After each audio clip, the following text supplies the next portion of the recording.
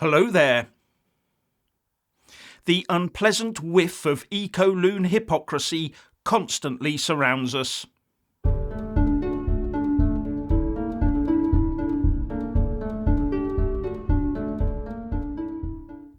The Eco-Loons tell us we mustn't use coal, oil and gas-based products, but they are quite happy to use those products to further their campaigns, from the use of superglues to plastics and mobile devices, and to the transport they use to get them to their places of protest. But here's a couple more, and one of them gives us a glimpse of the real truth behind all this eco-loonery. The first snippet of hypocrisy comes from the chief executive of the independent but statutory Climate Change Committee, Chris Stark. He's a firm advocate of the no new gas boilers in new homes after 2025 and the total ban on the sale of new gas boilers after 2035.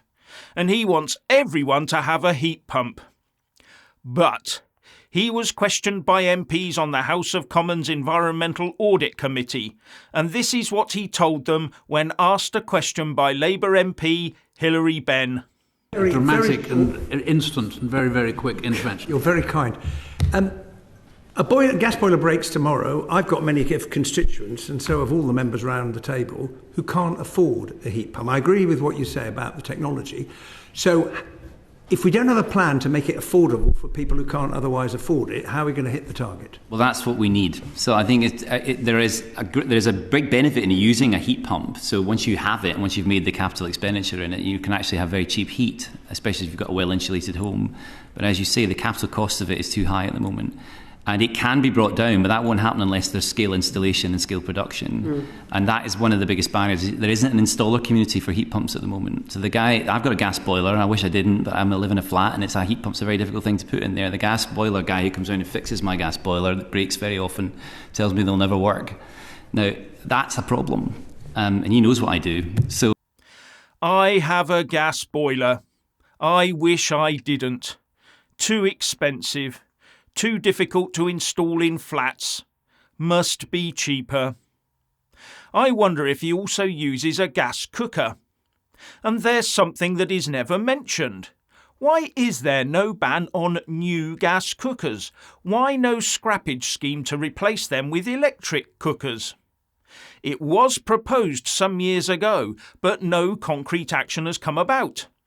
Now, I'm not saying we should ban gas cookers, but it does strike me as strange that this eco-zealot establishment has not yet seized on this. Or is it that this could occur very rapidly across the nation and break what there is of our electricity infrastructure? Could it be that they fear morning, lunch and evening surges that would bring our now fragile national grid down? Then they'd have to ration electricity during the inevitable blackouts. That's the only logical conclusion I can come to. But then again, I've never seen much logic from our short-termist politicians anyway. But Stark doesn't have to use gas at all. He could convert to all electric. Yes, it would be costly, but he'd be saving the planet. But what he prefers to do is what the rest of us do, take the most convenient and cheap option. However, he is an eco-zealot that wants everyone to be forced to take a very expensive and not always ideal route to heating their homes and cooking their food. So if he won't fork out, why should the rest of us? Anyway, back to boilers, where you also have to factor in the cost of all those new pipes and radiators too. And if it takes a skilled person between a few days and even a few weeks to get it up and running, possibly forcing the resident to find accommodation elsewhere for much of the duration, then how can it be anything but expensive?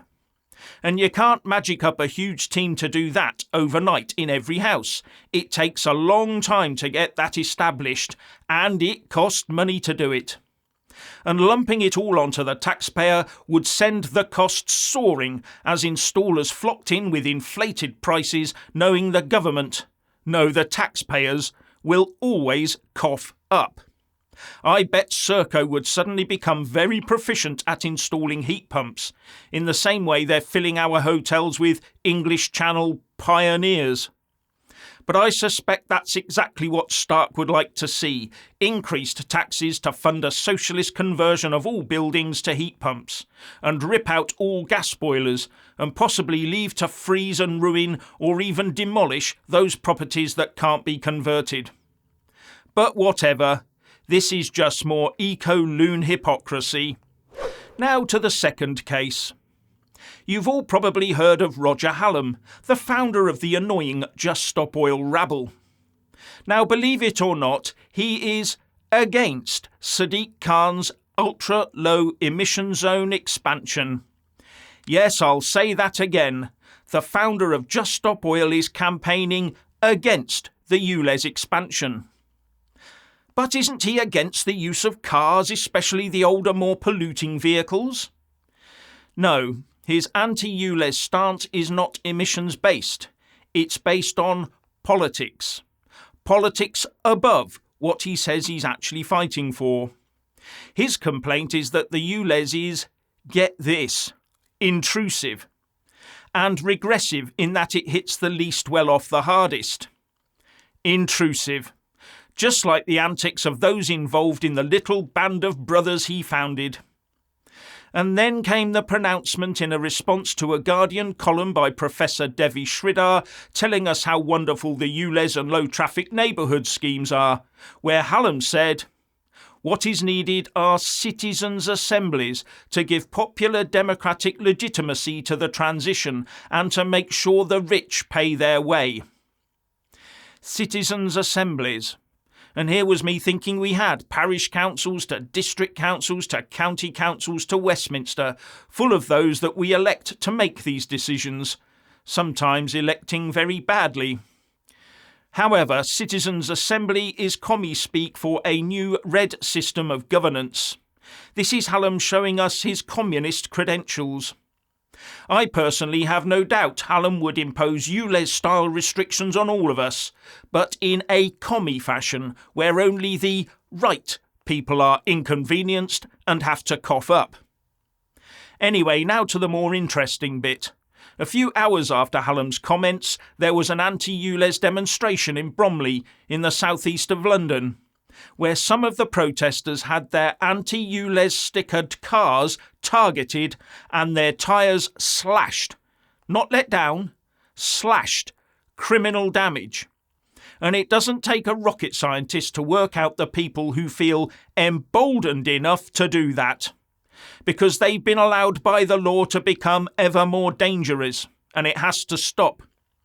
As Howard Cox, the founder of Fair Fuel UK and an anti-ULEZ campaigner candidate to replace Sadiq Khan as London Mayor in next year's election, said, "Eco-Loons are incapable of having a debate."